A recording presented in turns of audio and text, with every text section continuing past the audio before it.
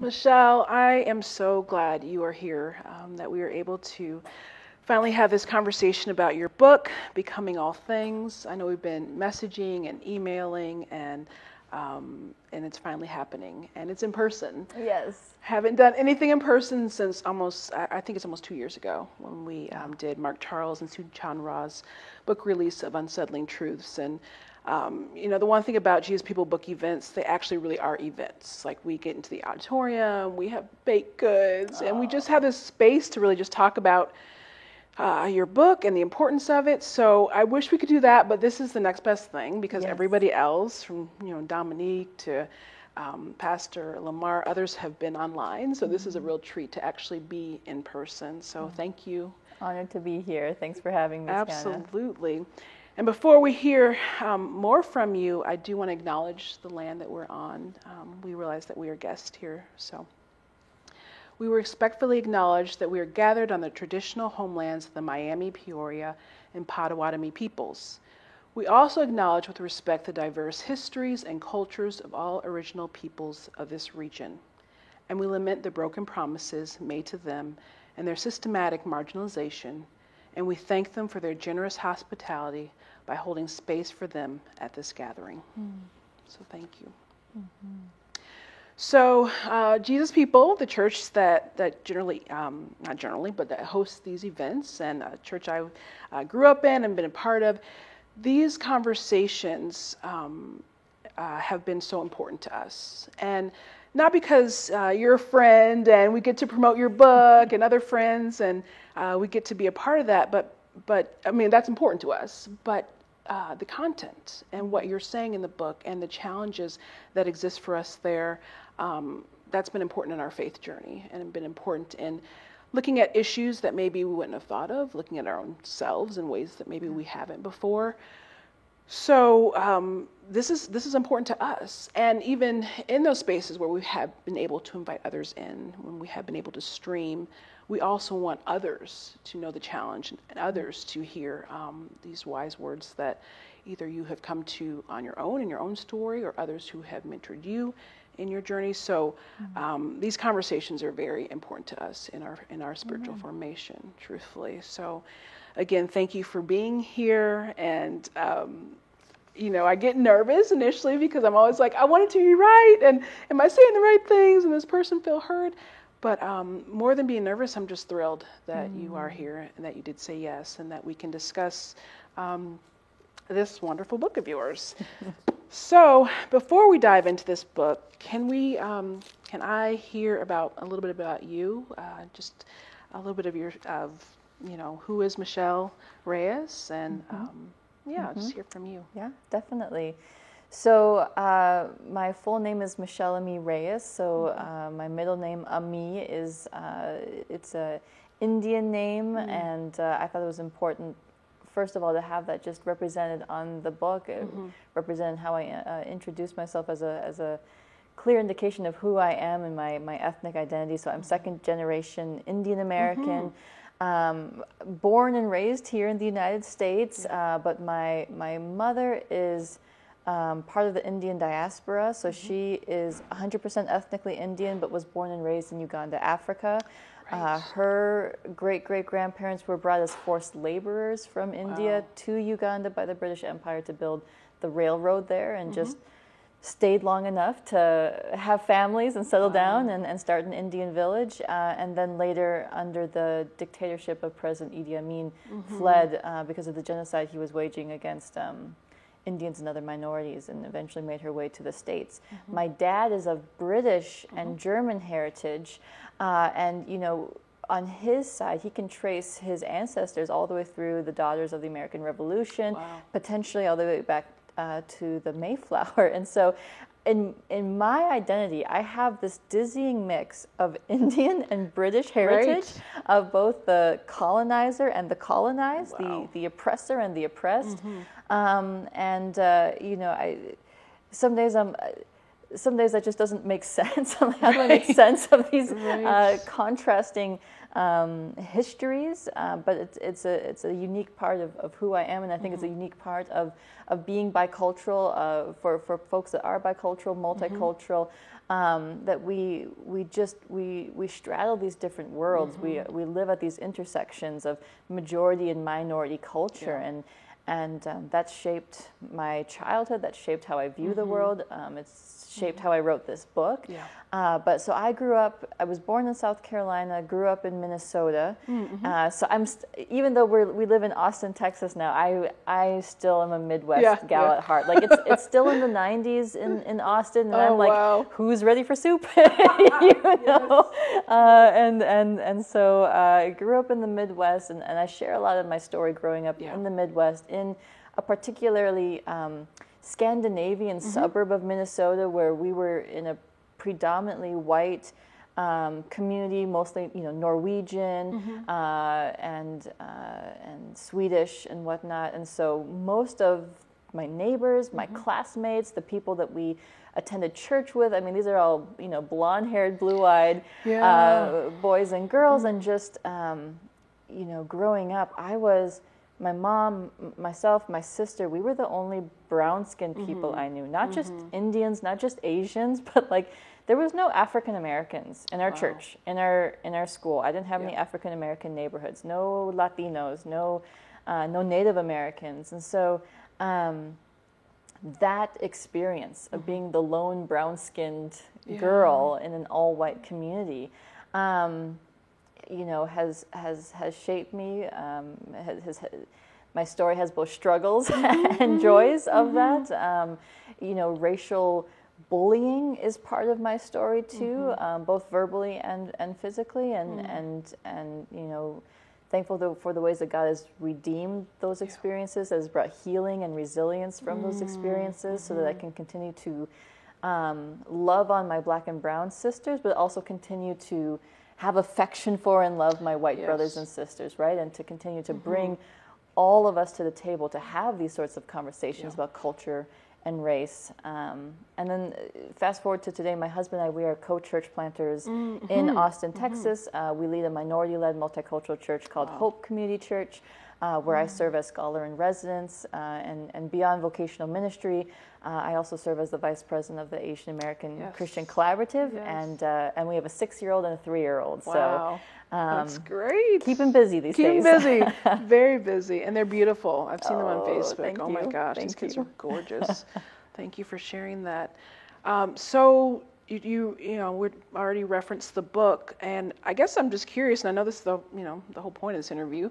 Why did you write this book? Tell me what led you to, it's one thing for us to walk in our own stories, to tell others about our story, but what made you want to put it out there along with scripture and other insights too from others? Yeah, absolutely. I think there's a sort of a big reason and a personal reason. I think the big reason is I wanted to write a book for the church. I wanted a book that would serve the church, encourage the church, especially as we are, in the United States, we are a multicultural, globalized society.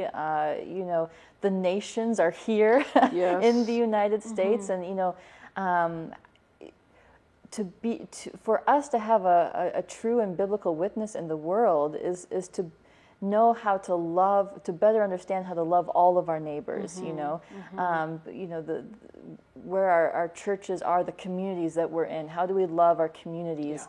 How do we love our congregants of different ethnicities and cultures? And so I really wanted to have to equip the church to better understand that vision in Revelation 7, where all people of all tribes, nations, tongues are worshiping God around the throne, and to understand the reason why we pursue cross-cultural relationships, the reason why we care about learning how to adapt and connect with people of other ethnicities and cultures isn't simply because we're trying to be, quote, woke in some sort of secular agenda. It's not because we're trying to fulfill some sort of diversity quotient or anything like that, but because this is the biblical understanding of true worship, right? That when we are all united in our differences, you know, Yeah. that we're one, not same, but when we're united in our differences, this is part of how we deepen our worship of the Lord together. Absolutely. And so that was the first reason. But then also second is just my own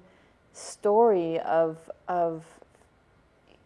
and I wrote this for Black, brown, and white Christians, certainly, but I wanted Black and brown Christians to feel seen. I wanted them, because I think a lot of people resonate with what I went through is that I just grew up feeling like there was something wrong with me. And I couldn't have articulated as a child that there was like racial and cultural dynamics going on. I just thought I was uncool. I thought, you know, maybe I wasn't pretty, or maybe I didn't know how to say the right things, or maybe it was just because I didn't wear the cool clothes that, you know, everyone else wore, and maybe that's why people didn't want to be my friend, or that's why people didn't want to sit at the cafeteria table with me, and that's why people thought my homemade Indian food was weird, and all these sorts of things. And so as a young girl, I began trying to adapt who I was in any given context. You know, I began constantly reading the room, becoming hyper aware of who I was with, how people were engaging with each other, and trying to adapt my speech, my behavior to connect with people. And, you know, growing up, I did that mostly just to fit in, trying not to be made fun of or shamed in any way. But then as I grew up and I began to understand more about the call for Christian missions, the call to take the gospel to the world, the call to love our neighbor, I realized, oh, what Jesus is doing, what Paul is doing, what the disciples are called to do is actually what I've been trying to do my whole life, which is to adapt and connect with the different people around me. And so all of a sudden it was like this shift, this light bulb of like, oh, my attempts to be a chameleon is actually a beautiful biblical calling that all Christians should be learning and leaning into, not out of shame, not because we're just trying to fit in or be part of the status quo, but to better love the people around us. And so, you know, to go from thinking my greatest failure is actually my greatest strength, that's part of my journey too, and really learning to take pride in who I am. And so that's really a second reason that I wrote this book, is for bicultural, multicultural people like myself to feel seen and say, oh, who God has made me, the things that I thought marginalized me, the things that I thought, you know, put me in a liminal space that made me other, is actually, there's divine intent and divine blessing in that. And God has a great purpose for those things in my life. So I've been grateful to receive feedback from folks that are like, wow, I feel so seen. So I praise God for that. Oh, that's wonderful. Do you think also in that it's been healing to actually write these words, and to, because you do have to go back and probably think of experiences and think of some painful things too. But for you, has it been a healing process as you wrote? Yes, absolutely. Honestly, one of the hardest parts to write was the introduction, because I kind of just right out of the gate started talking about being bullied and marginalized as a kid. And that was really the first time I had put pen to paper, if you will, of sharing those stories, you know, and I'm like, I haven't even like shared these verbally with like my friends, and now I'm gonna like release this into the world. So like, it was very hard to like put those stories down, but I knew I needed to, because other people needed to know that they weren't alone.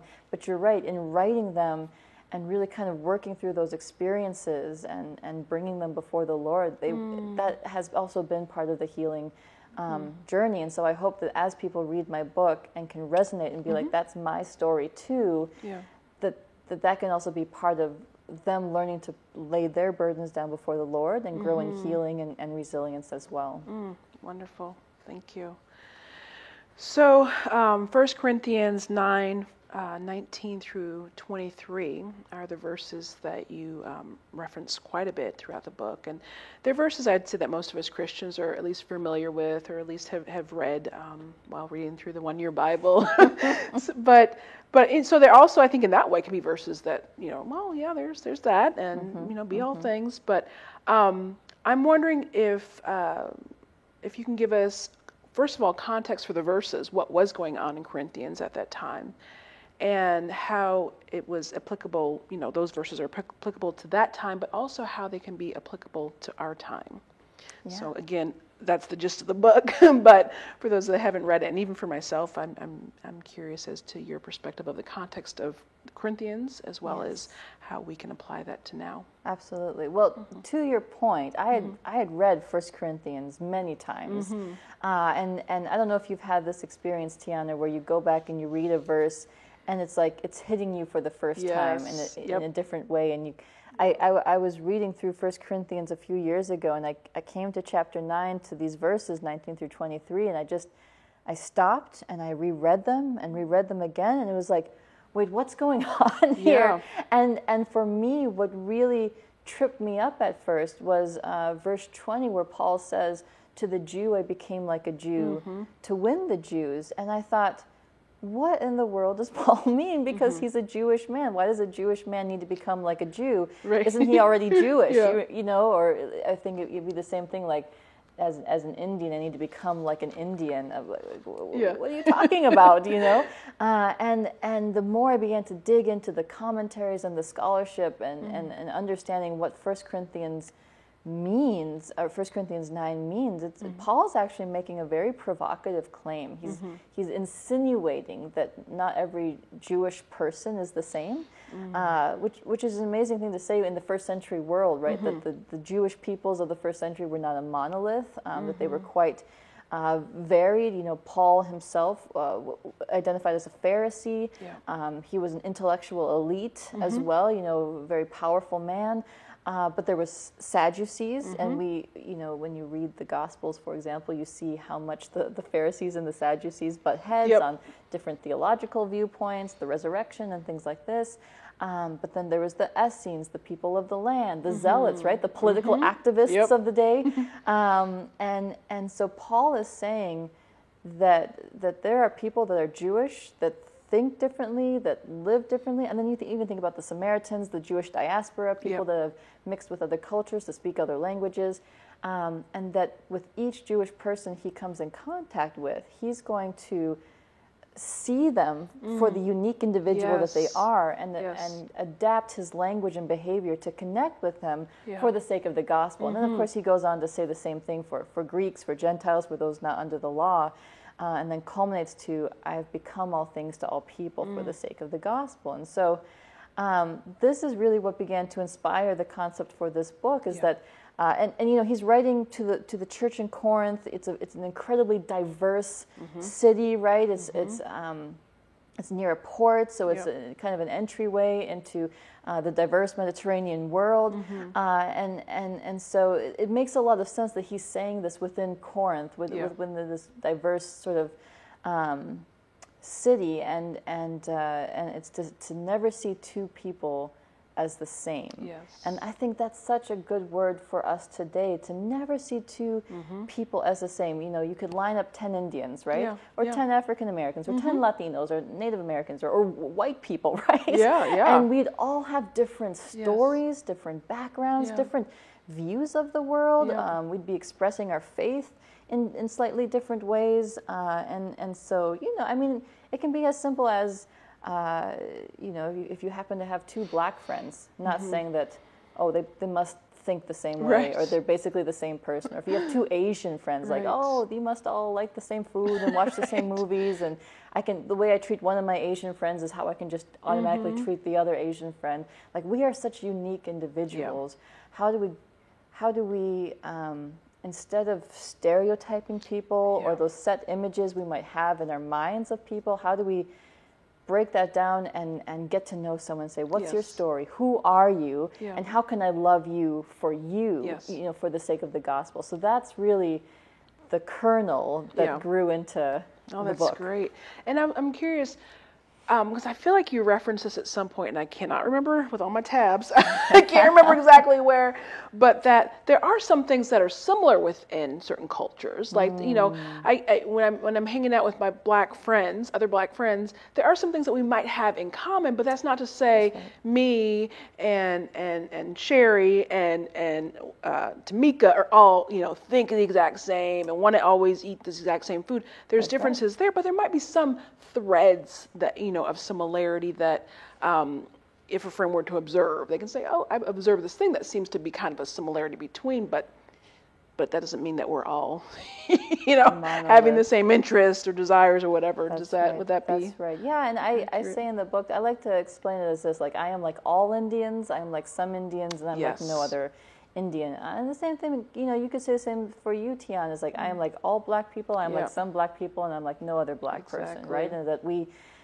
because of our communities, from our ethnic heritages, there are some shared experiences, some shared values, certainly, whether it's about family or community, or even the church or a view of authority or things like that. But then at the same time, right, like you could take an African American who can trace their roots back centuries in this country, and then a first generation Jamaican American, right, and their stories would be vastly different, and there might be connections, but also a lot of differences. So we need to be able to distinguish that and be very careful. And I think with our language, and which is why I also encourage people to be as hyper local as possible.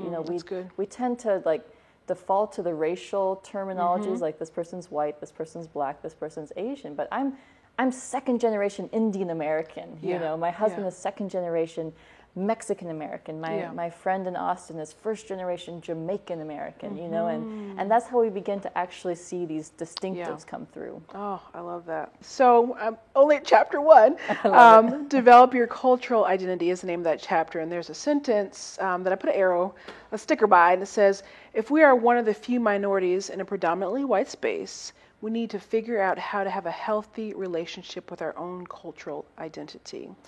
And that's on page 19. And you a little bit, I feel like in your own story, we're a little bit talking about that, but, and that's something that definitely has resonated with me with growing up in predominantly white space, with working, with going to school in predominantly white spaces, that we do have to find, okay, this is my story. This is a healthy relationship with my cultural identity. That's right.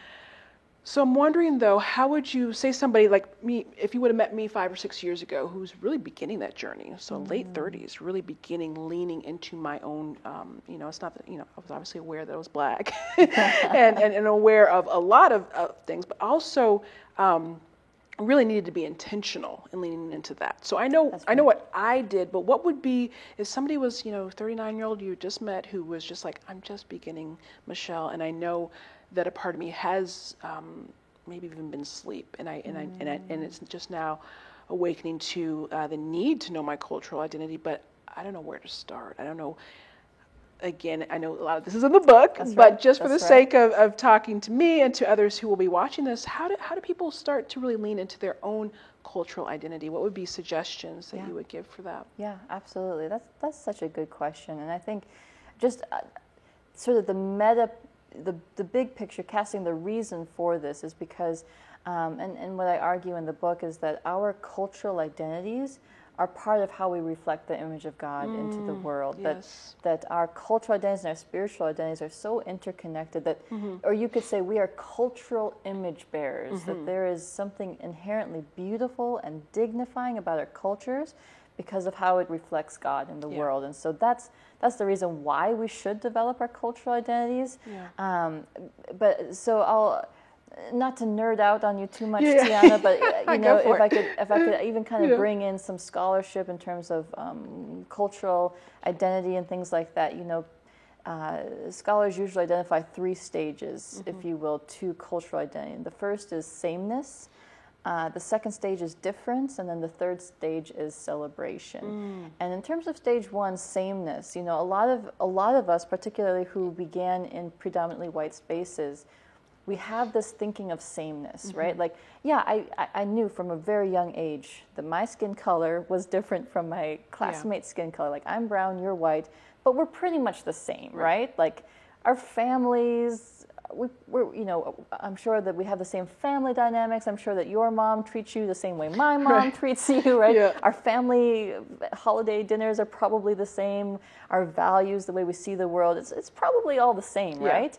And then for a lot of us, we get to that point where we have that aha moment, right? That like, oh, I'm really not white.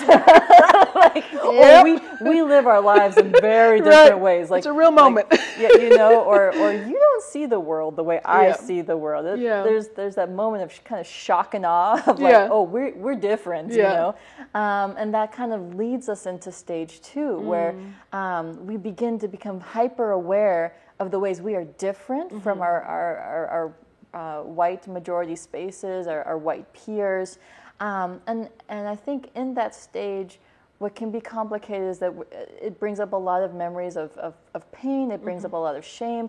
I think oftentimes when we're in that stage, we feel like we have to explain ourselves. Like, okay, I do this differently, and here's why, you know, because you're still trying to not be othered. You're still trying not to be that nail that sticks out, that gets hammered down. So there's a lot of explaining, justifying, and whatnot. And so we don't want to stay in that stage.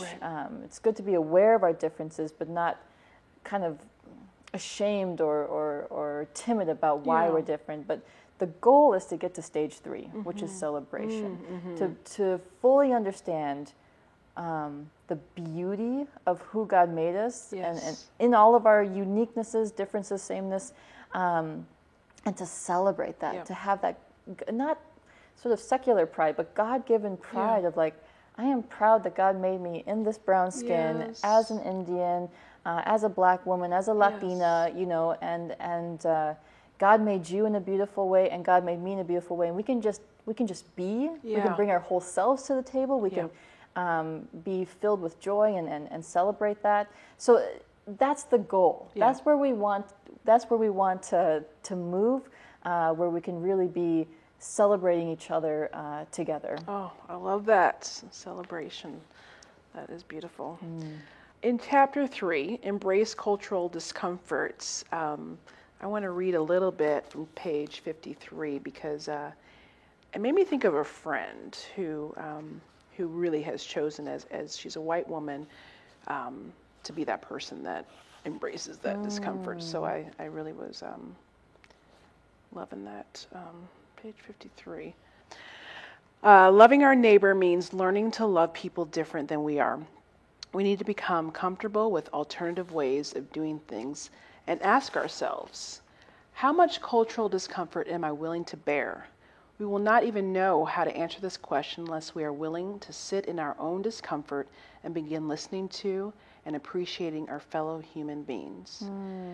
And, you know, even on the tab, I wrote this person's name because this is a friend who I drag her to everything. I mean, she has her own friends now, and as far as like, you know, friends of color, Black friends, Hispanic friends, or Latino friends, but just she, in these situations, was willing to be uncomfortable. And I remember we were visiting Dr. Alex G. I don't know if you know him, and his sister in Wisconsin. And we had just come back from the George Floyd Memorial. It was on our way back. We had stopped and visited him. And just some of the questions that had come up, you know, just in hanging out and being together. And my friend would just, you know, ask a question. And you know, both these, you know, Black people were very like, you know, well, why would you ask that question? You know, and just very real with her. And she never shied away from what I thought, oh, that could be uncomfortable, as the one sort of sitting back and observing at times. But she stayed in the conversation. And I really appreciate, because not everybody does that. White or Black, or, you know, it's like, it's getting uncomfortable and, you know, it's getting real. But yet, for her and for, you know, a couple other friends, I've seen that desire to, like, I want to know you. I want to learn from you. So I'm willing to be, even at times, in spaces that feel like so different from what I know. So I guess in that, I don't know if it's a question or really an observation, but I guess there's a question there, like, especially for our friends of maybe more the dominant culture, like how do they stay in those places that potentially are very, not even potentially, are very uncomfortable? You know, this friend, she was just like, well, I'm here, and you know, Tiana's my friend, and these are my new friends, you know, and I think she really could go and hang out with them, and it would be more comfortable now, having said, hey, these people matter to me, and I want to learn from them, and I want to know them better.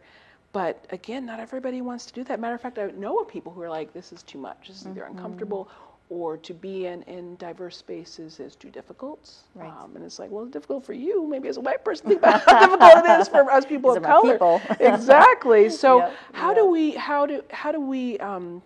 or maybe not even how do we encourage, maybe, you know, for our white brothers and sisters who maybe would be like, this is too uncomfortable, or this person asked me this question and I don't know how to answer, so I don't know that I want to be in spaces. How would you encourage them to like, no, stay with it, even when it's uncomfortable? Yeah, such a good question. I mean, the simple answer, Tiana, is that our love for people has to be greater than our fear of people. That's good. And it sounds like that represents your friend, right? In terms of what you were saying about, she was like, you matter, so I'm going to stick with it. I mean, that's her expressing, saying, I love you as my friend, and that's greater than any fear or uncomfortability in the differences between us. Because I think, honestly, that's what it comes down to, is that we fear what is different. I think that's a basic human instinct that we all have. And I think it's important to even acknowledge the fact that there will always be other cultures that we will have an easier time connecting with than other cultures, if that makes sense. You know, there's certain communities that are very similar to Indian culture, Asian culture, so there's a lot of connections. People of those ethnicities are so much easier to connect with than a different culture that's vastly different from my own upbringing, right? And so there's even layers of differences. I guess that's what I'm trying to say. But I think what we have to understand is that for us, when we identify difference, we can't have a knee-jerk reaction of like, this is wrong. You know, I think that's kind of step one in our heads of like, instead of saying this is right and wrong, it's just different. Right? And if we can get to that point of like being able to deconstruct this notion of like, what I do is right, what I do is the standard, what everyone else does is wrong. If we can move past that, then perhaps we can begin to have these conversations of like, okay, they're different from you, and we don't need to fear that, because difference leads to fear, which leads to hate, right? And so this is where it comes back to, we have to be able to fight those basic human instincts with the love of Jesus. Yeah, I love that. And as you were talking, you know, I have a 13-year-old son with pretty extreme autism, and so he functions probably on a good day as a 2-year-old mentally, but most days is probably a 1-year-old. And so much of where I think folks with disabilities, what I often hear, and what even I want for my son Grayson is, yes, he's different, but that sameness to be loved, that sameness to be somebody that matters and somebody that people take interest in, it's there. Now it will be different, and he will have his moments of, you know, maybe looking like he's rejecting you, but he still wants, you know, that love and that consideration. And so as you were speaking, I was like, man, this is across the board a human thing that I believe we all desire. I believe that we all probably can do better in, is just, here is your, you know, your story, maybe your space, and I want to be in that. I want to be a part of that. I want to know you. And so I was thinking about those in the disability community desiring the same thing. Yes. You know? And, I mean, that's the other human instinct. We all want to be loved, right? We all want to be understood and appreciated for who we are in our context in our life. And so I think we need to remind ourselves of that. I mean, this is the whole do unto others as you would have them do unto you, right? As that we all want to be loved, and we all need to show God's love. That's so good. So good. One you had talked about on page 58, noises in culture. And I was telling you beforehand the story about, you know, for me having grown up in a predominantly white space and sort of, you know, just, you know, there's just certain ways that I approach a situation and certain ways that I probably have been trained or raised to navigate certain spaces, and so being sometimes in a setting maybe with Black people who are a little bit louder or a little bit like even in their worship. We were recently at a conference, and there were some Black folks out there who were a little bit more vocal, and it was kind of jarring. Sure. It's different than a lot of the worship spaces that I'm usually in, and you frame it like this, and I really like this. Could you learn to tolerate a new level of noise or the way someone is conducting themselves in a public space, choosing to keep that critique stuck in your throat instead of voicing it? Because I did voice my I was with other people and I was like, man, that person's kind of loud and like kind of distracting, and I'm trying to hear the speaker, and it's like, did I need to say that? Probably not. This person was in the moment worshiping Jesus, and I had a couple of my own amens in there too. And I love that you addressed it, because it literally was just like, wait, I just kind of was in that situation. And how, I've seen it in our society, whether it's in, I'm thinking about the women there were 4 or 5 Black women who had gone on a wine tour, I believe it was, on a train, and they got, oh my gosh, so much disrespect just for enjoying themselves. They were probably a little loud, and just talking about this trip, telling their stories, and really were disrespected by some folks on the train. And I just thought it was really interesting that you said with noise, this is how, especially in public places, how people express themselves, how they maybe in church, how they worship. Can we keep it to ourselves? Do we need to be vocal about these different critiques?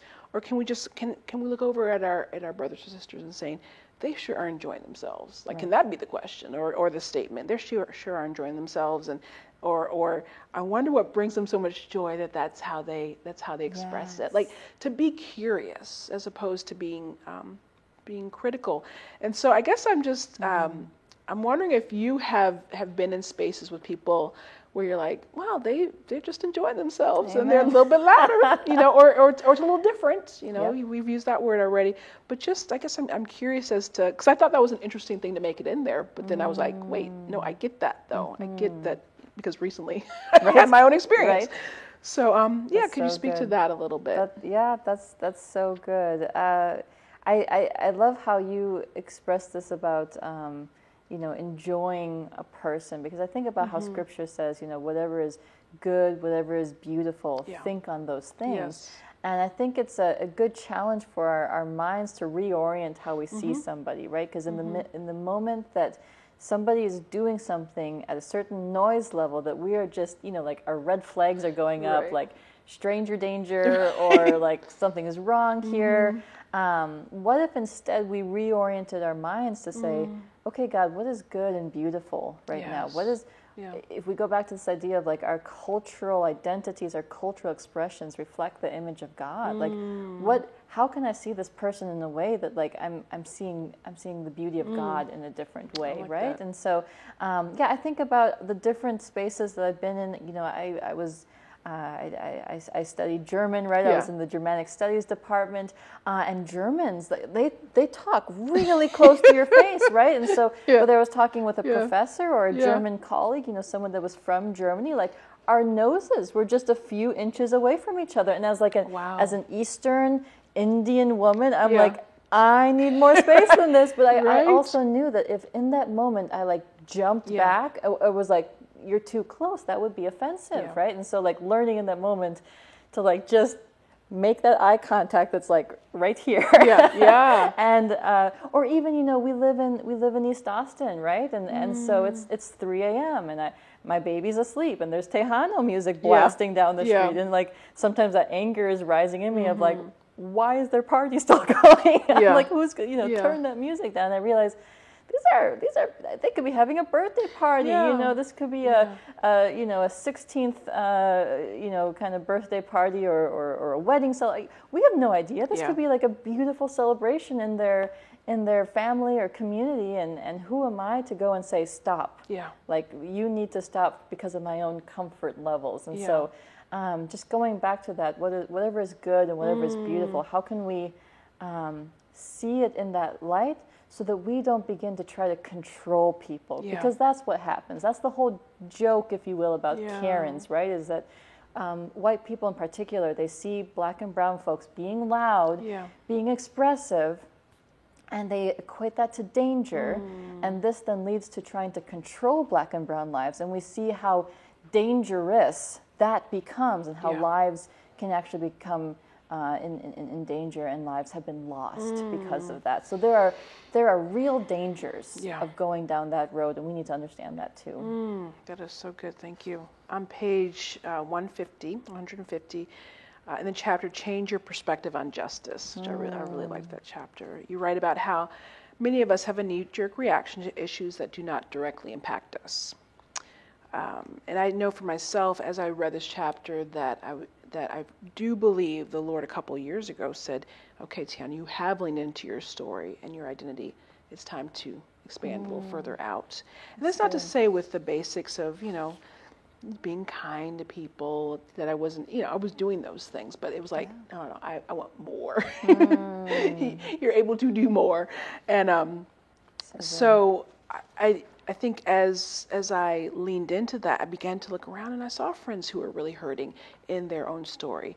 It was different from my story, but the same sort of just the pain as well as the beauty. There was a lot of beauty and resilience. And I would say a group in particular that I really began to connect with in this COVID season were my Asian American friends, because of the hatred that was coming their way, the xenophobia, the justification. It was gross. And so just thinking of the march back in March.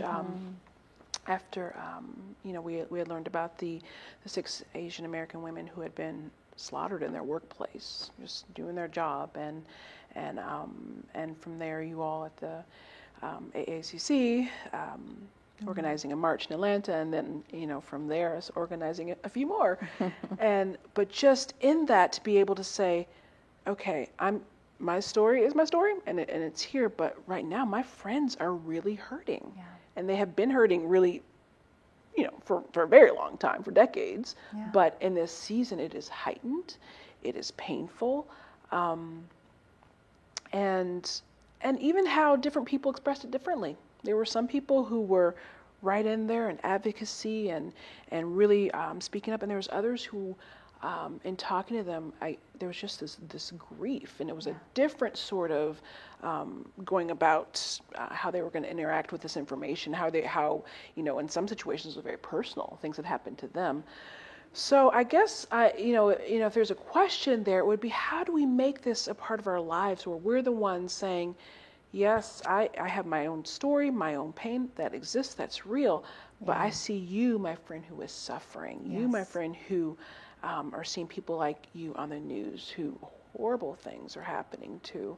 How do we make it personal for ourselves? Your story, how does it become personal for me?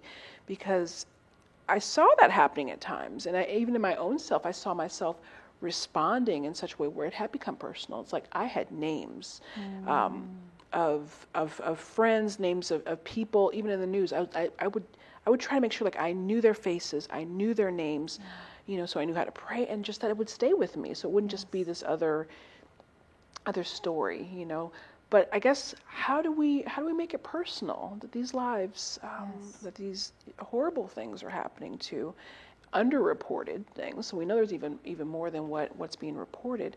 How do we make it personal and not just another, well, in COVID, we know that this happened, and then move on to our next project? That's right. So. That's right. Well, first, thank you so much for your support of the AACC, for your solidarity with the Asian American community this year in the aftermath of March 16th, and for your role in the Chicago prayer rally in March.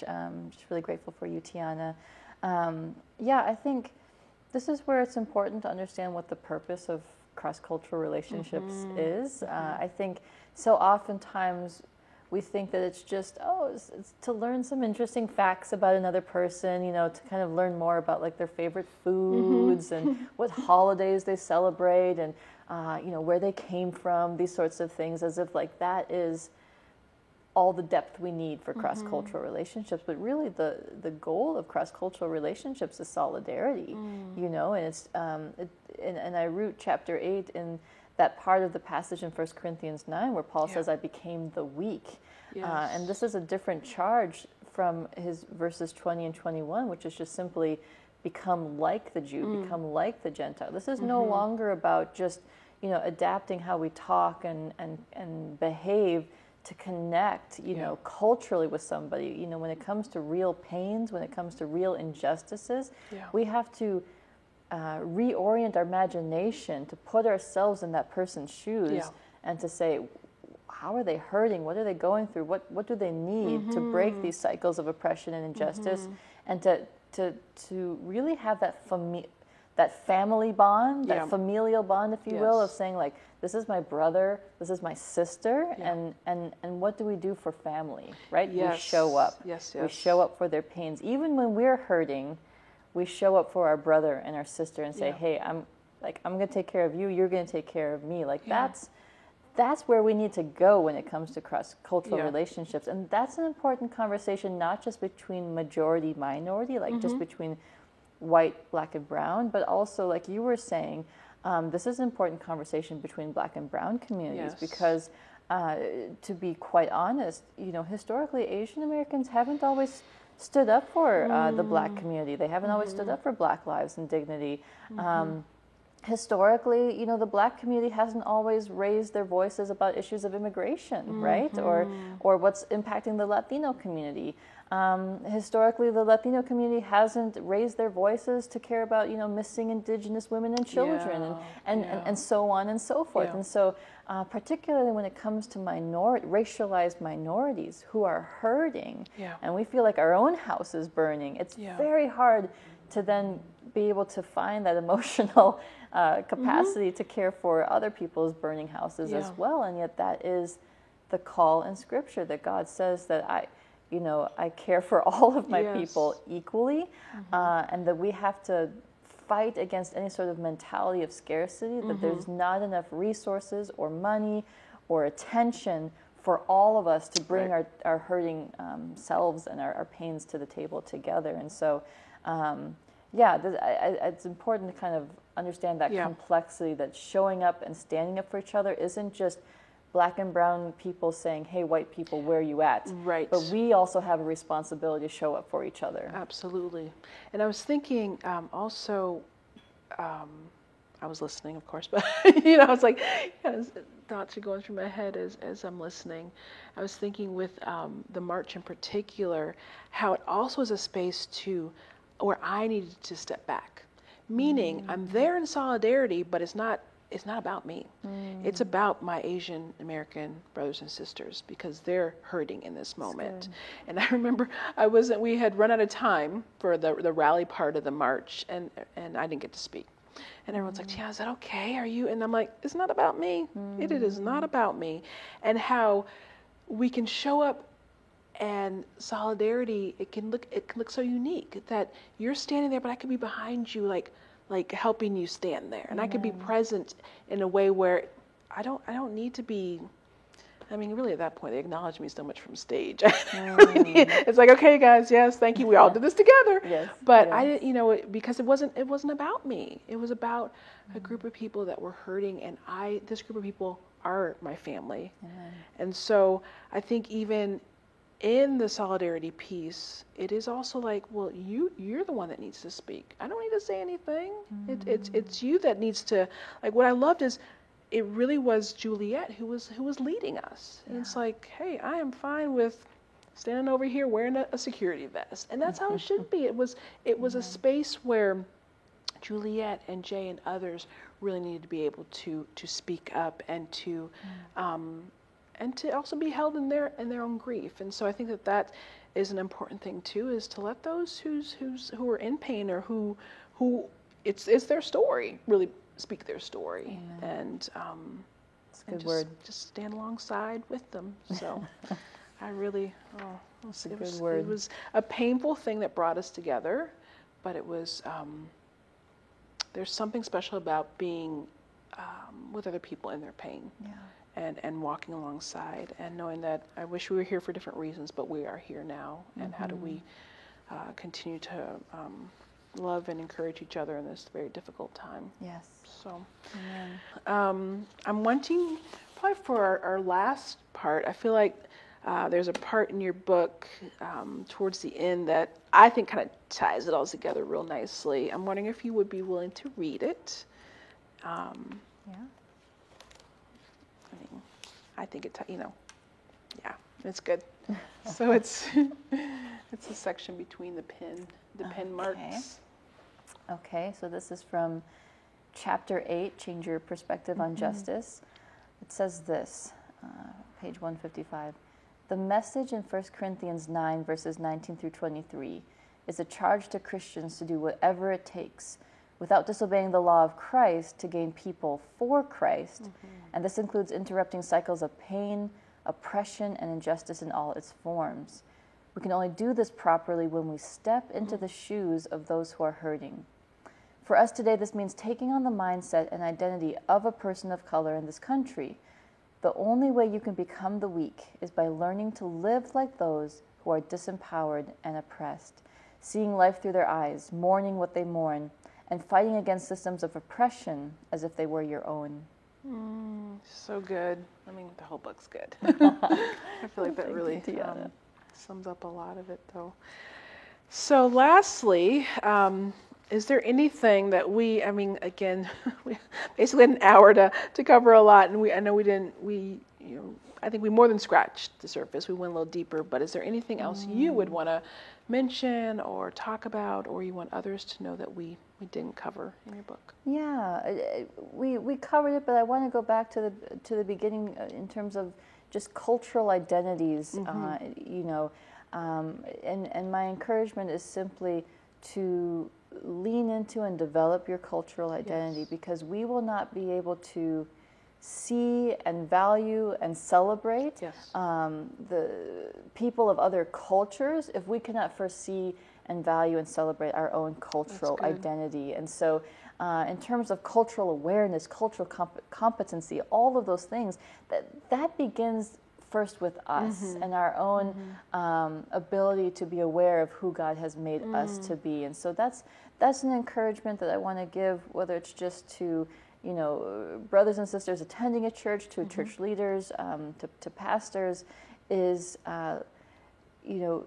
see your cultural identity as the narratives born from your ethnic heritage. We are storied people. We are people of stories, and so really the question we all have to be asking ourselves is, what is my story? And it's a mix of both the narratives that have been passed down to us from our family, from our community, but it's also the new story that we're creating, right? As adults, perhaps as married people, as new families. It's that both and. So what is our story? How does our culture and our spiritual identities intersect? How do we express our faith culturally?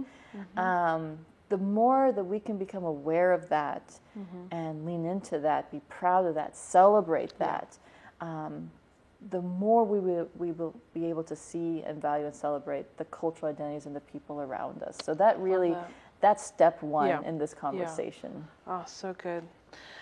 Thank you, Michelle, so much. This has been, it's just felt great to just sit with a friend and not wear masks, just to be together and not be on Zoom. I love it. So lastly, how can people find you online? I'm in some of the typical places on social media, Instagram, Facebook, Twitter. My handle is Michelle Amy Reyes, and then Dr. Michelle Reyes. But I do also have a website, michelleamyreyes.com, so my name.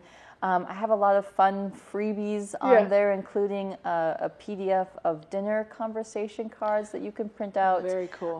To either have as conversations between like parents and children, or maybe even like a church small group, just to kind of facilitate thoughtful conversations about culture, cross-cultural connections.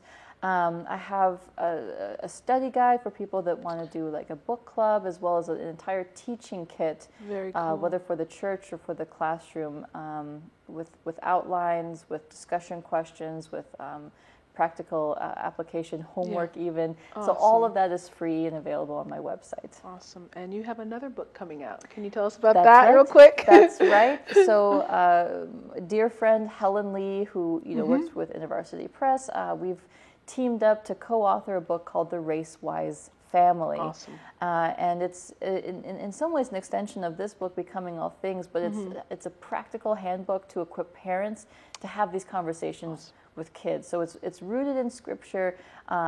We give a lot of definitions, like, how would you talk about privilege, racism, justice, racial bias with a 10-year-old? How do you explain those these big concepts in ways that a child would understand? We have family activities, things that you could do together. We have suggestions of books and movies to watch and discussion questions. So I'm really excited about that coming out. Excited that it's two Asian American women writing about this and sharing a lot of our experiences that go beyond the black-white racial divide in these conversations. So that comes out May 17th. Very cool. Well, thank you. Thank you for sharing. Thank you for being here. Thank you for saying yes to this. Thanks for having me, Tiana. I have enjoyed this. Likewise.